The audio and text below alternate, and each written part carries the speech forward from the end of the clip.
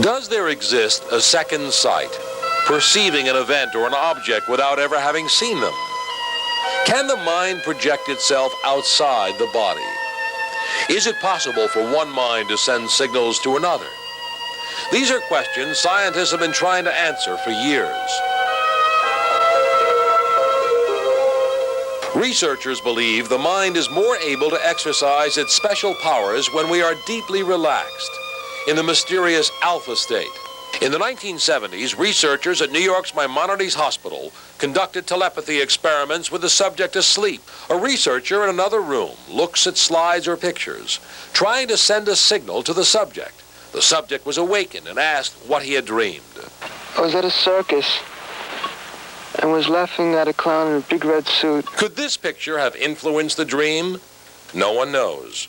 If the mind can send and receive signals, can it also send itself, its energy, out of the body? Here at the American Society for Psychical Research, founded in 1884, an out-of-body experiment was set up for us. The subject, Alex Tanous, a 56-year-old man who claims to have been having out-of-body experiences since he was a child. He's been participating in these experiments since 1968. Alex, how would you describe an out-of-body experience? An out-of-body experience for me is separation of my consciousness from my body, which is able to perceive on its own. In other words, it's able to see my body down here, where I'm lying now, or that my consciousness will go to Peru, will go anywhere, see what is there, and bring back the information. And therefore, it is a separation of the consciousness. That would be the simplest explanation I could give you. Well, what happens in the brain when the mind or the consciousness appears to be projected elsewhere? We have found that there are changes in the brain. I seem to go into an altered state of consciousness. Not I do go into an altered state of consciousness. Therefore, there is a change in the brain when it happens, and it's a marvelous experience for me. Whatever is registered, there's a state that I go into, which is a oneness with the universe, and they're able to pick that up on the EEG. And it's a state of consciousness where there is complete harmony, and I love it. I always say I don't want to come back. How do you see, Alex, when you're out of body? When I'm out of body, in the very beginning, I have to say that it was a light projection. By light projection, I mean I was a ball of light. Now I have a physical, a double, just like me. And what happens from this booth, this isolated booth, to where the experiment takes place, I observe him, which has created a physical, and he does all the things I want done. In other words, he is there in a flash. In other words, the experiment we're going to see, during that experiment, your body will remain in this isolation box. That's right. But your mind will be about 5 rooms from here. Yes, but even more, I call it the Alex 2. He is actually physically there, and I see him from here. You do? Yes. But no one else in that room will see? No one else. This is the next step in their experiment, where they're going to show that it can be done through a special camera, which we hope to put together. Is the mind so powerful that it can survive at the moment of death? To me, yes. It's so powerful because it needs, in itself, it needs to survive. That's the way I feel, as much as it needs to think, as much as we need to learn. And to me, I think we're just going back to the fulfillment of what mankind was at the very beginning. Not something that we've lost, but something, a transition that we've been going through and returning to immortality. Alex, there are many viewers, I'm sure, who are very skeptical, many who would say this is a lot of malarkey. I mean, how do you get anyone to understand that what you're saying is not fantasy, but reality? Well, there are two things here. My near-death experiences, I think anyone who had gone through one will share the experience, and that you can't give to anybody. I wish I could. But I think the work that we're doing here under the scientific eye, and that we're able to relate or correlate what happens in at least in the beginning of the near-death experience, that there is a separation, I think that people will see much more actual and much more factual until they have their own experience. But I think the work that we're being done and the work that's being reported by medical doctors, because there's so many new books out now where people have said that they have separated themselves and had seen themselves on the operating table or trying to be revived and so forth. So I think that now that other disciplines like physics, medicine, psychology, all of them are agreeing that it's no longer a fantasy, that a real experience takes place and that we have to. And to me, it is a religious experience. Perhaps more than a religious, I think a spiritual experience, because none of my religious training took me into this dimension. In other words, it was brimstone and fire and, you're going to burn in hell. But there's nothing of that. It's a joyful experience. It's so beautiful that we should wait for it with great joy. You claim that after 10 years of experimentation, you have absolutely determined that there are out-of-body experiences. What can be done with this knowledge? Well, the first knowledge, I think, we are sharing our knowledge with other disciplines so that they can know where to go from there in the medical work, the physics, and so forth. I think that's one of the great things when other disciplines can join us. And secondly, it's giving spirituality and religion and philosophy a new dimension also, a new thought of what has passed gone, especially coming from the laboratory work. And thirdly, I think that that what different people are using this, like helping the police solve murder cases, lost people, find lost cities, archaeological work, and even people who are like myself with diagnosed cases, and even more. Something I've very rarely spoken about, where I have touched people who had cancer, like pituitary gland, and it disappeared. So the energy is there, and it's a physical energy but it's a spiritual energy. How do you explain all of this? I explain that, well, to some people it would be very hard. That I would say I'm in the heart of God. And we all are, and we haven't seen it. I'm not saying fully, but I've touched something, or someone has touched me, and somebody loves me. Let's say that if we can look at this power like electricity, which we don't know what it is, and if we can harness it like electricity, then look at everything that electricity has done. We will do that 1,000,000 times more. Because the power that we have is stronger than any power there is. By harnessing the power of our own minds. That's right. What do you project could be done in the future? In the future, I believe that mankind will become immortal.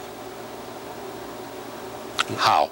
By letting this energy take over the matter and transforming it. In other words, long after death, our minds will survive. And while we are alive, I believe we're going to come to that point where we won't have to die. That our mind will take over the body and heal it forever. In other words, the mind will heal the body and mankind will not have to die. Because our greatest crutch and our greatest fear is maybe there's nothing on the outside. We don't know. No matter how many test tubes we try and how many experiments, we don't have the proof. What we're touching here is a direction, but not the whole universe will believe it. Alex, tell us briefly, what are we about to see in this experiment?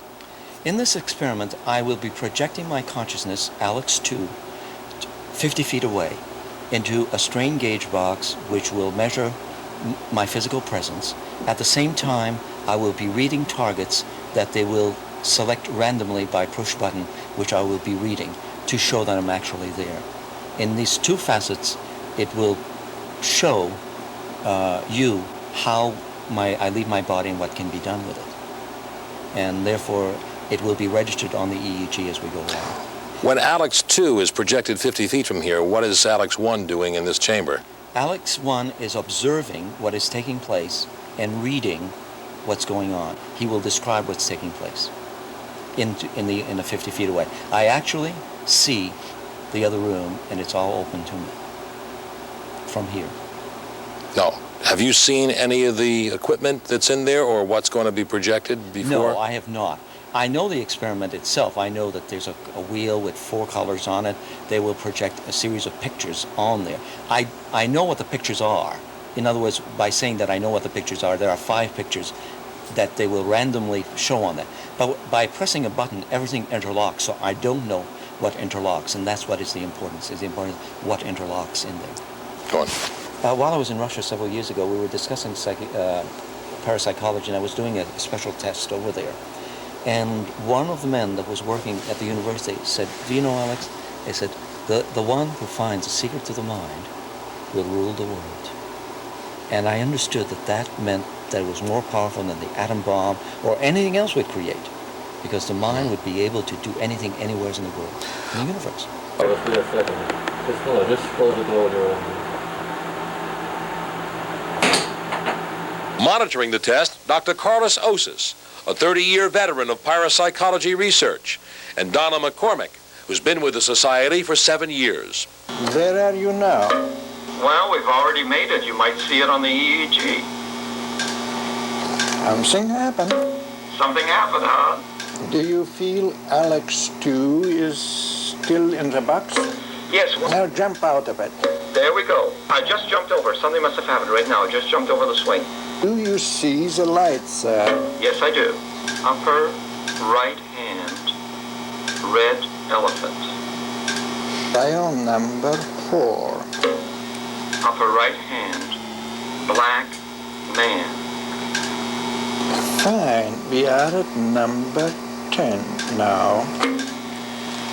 Lower left hand, blue man.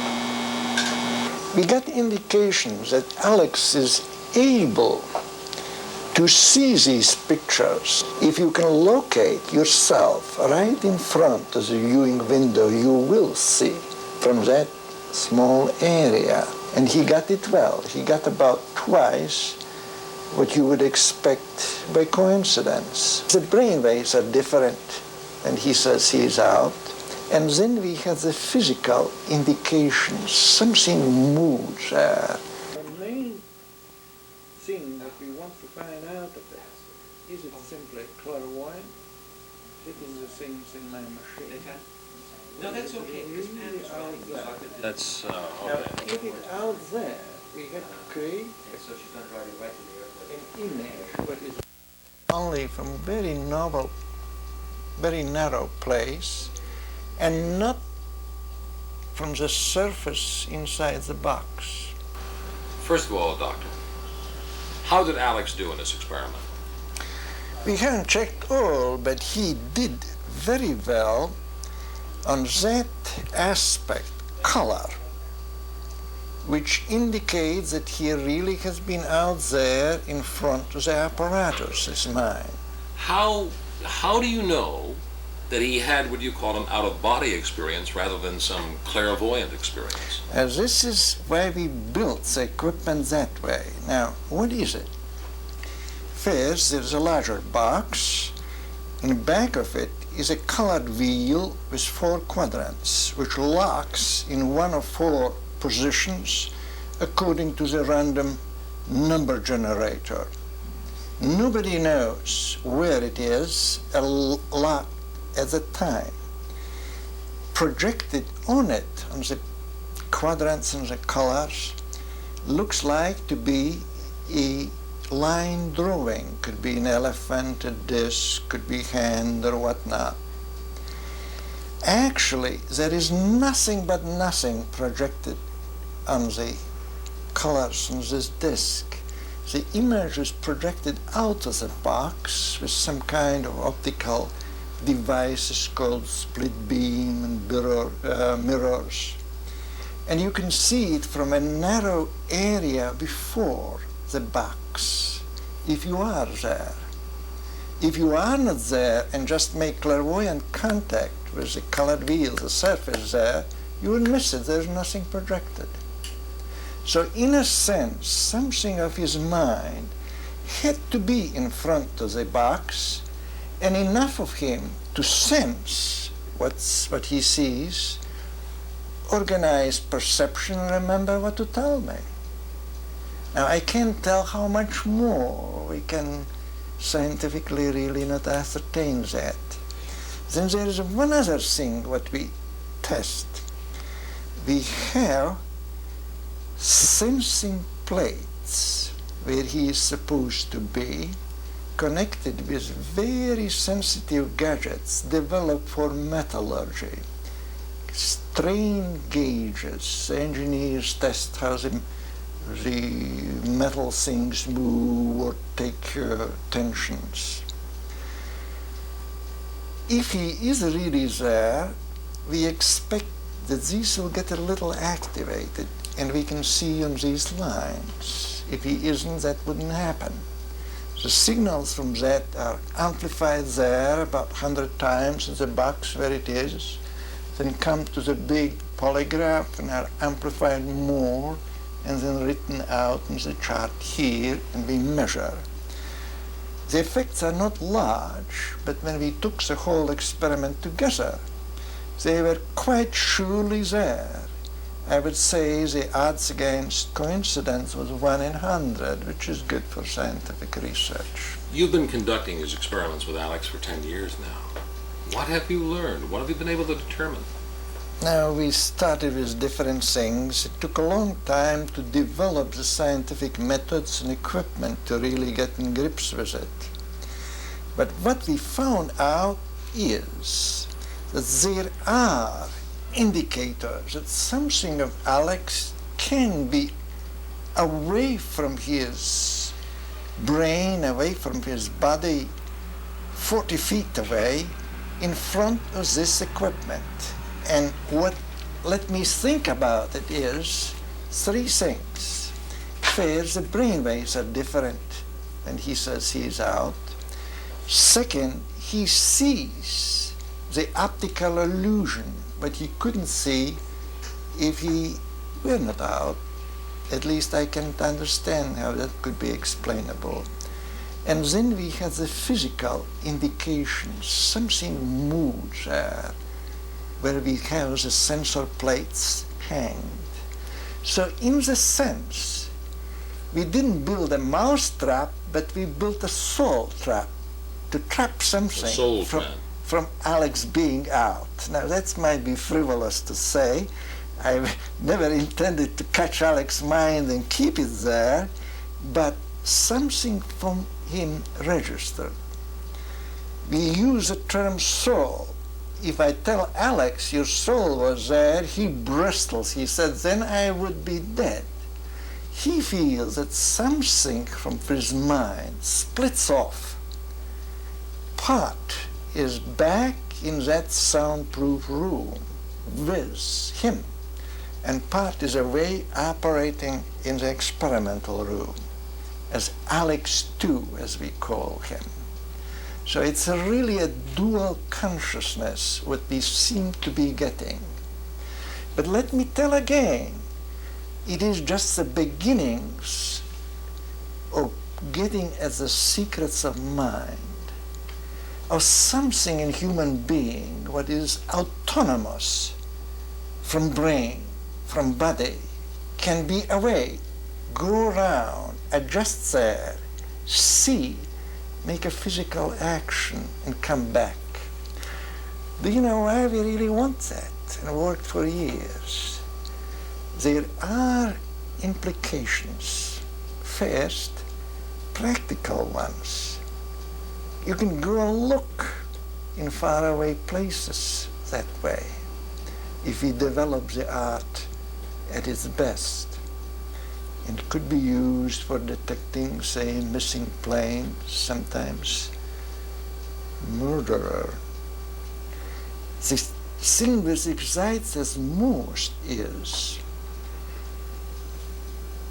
let me say it this way, if you can leave the body for a short while, take a short leave of absence, so to say, from it, then we figure there will be more chance that when you die and the body decays, you take a permanent absence on it. If you could get out a little fast, you might be able to get out completely at the end and somehow continue. And that is showed in the experience of those who almost died. Continue in a non-physical sense. Now how? we know very little. But the people who always died, and I have data of about 1,000 cases, including India, report they are out of the body. They can describe how the doctors work on their body and whatnot, and then they see something more, an environment which they really can't put in words very well. We get very intrigued when we did this experiment, as a survey of the out-of-body, as a near-death experience. Is it real? And we ask very definite questions. Could it be that brain gets wrong? And we singled out all cases where brain is affected, say accidents, or it's infected in meningitis and whatnot. There was much less of this type of experience. Dr. Osis, from your experimentations, how powerful have you been able to determine the mind is? Very powerful. You have a way to see around the world, in Australia what happens sometimes by ASP. You have the power of mind over matter. But there is a catch. Nobody but nobody have perfect control of it, so he can do at full extent and generate the power when it wants. We in laboratory test only minor sparks of these things, and we can examine them very closely. When it happens in life, it is a different story. You can see the whole scene. Here you just see a small aspect. Or the mind over matter, say, if it spontaneously unloads in very tense teenagers, for example, who can't stand the sexual tensions anymore, booms, the table is turned over, refrigerator goes, as powerful as that. And I have investigated such cases. I first disbelieve, but got to the bottom. Is there any doubt in your mind that Alex has experienced an out-of-body experience? No. At the beginning, I was very, very slow in admitting that. We tried all kinds of methods to single out what else could it be. Could it be just like a waking dream coupled with a little bit of ESP? And we tested these things. It didn't apply. So far as the research has gone, and I have to say that it is not the final chapter, we have seen with Alex things going with the out-of-body hypothesis and not against it. There are many skeptics out there, Doctor. Sure. Can you offer any explanation for all of this? The idea, what we consider going most with what we find in the laboratory, is that the human mind is something which is quite different from brain and can act autonomously away from it. And it might be a lost truth, forgotten truth, what the people knew 2,000 years ago, the old Greeks. And then we argued, sometimes believed that mind is mind, sometimes so that it's just something coming out of our brain processes. In my idea of this, both are real. The brain is a wonderful computer, and normally all is yoked together, you can pull apart. But when disaster strikes and you almost die, you are shaken loose, and you can be somewhere else, the mind and somewhere the brain. And rare individuals, as Alex, can do it in a smaller scale at will. It never is so full than when one dies, and I have tested people who have both. This experience is self-induced and is never so full. What caused those needles to waver? Could Alex Tanous' consciousness have somehow tripped those strain gauges? Even the scientists who have monitored these experiments for years aren't sure.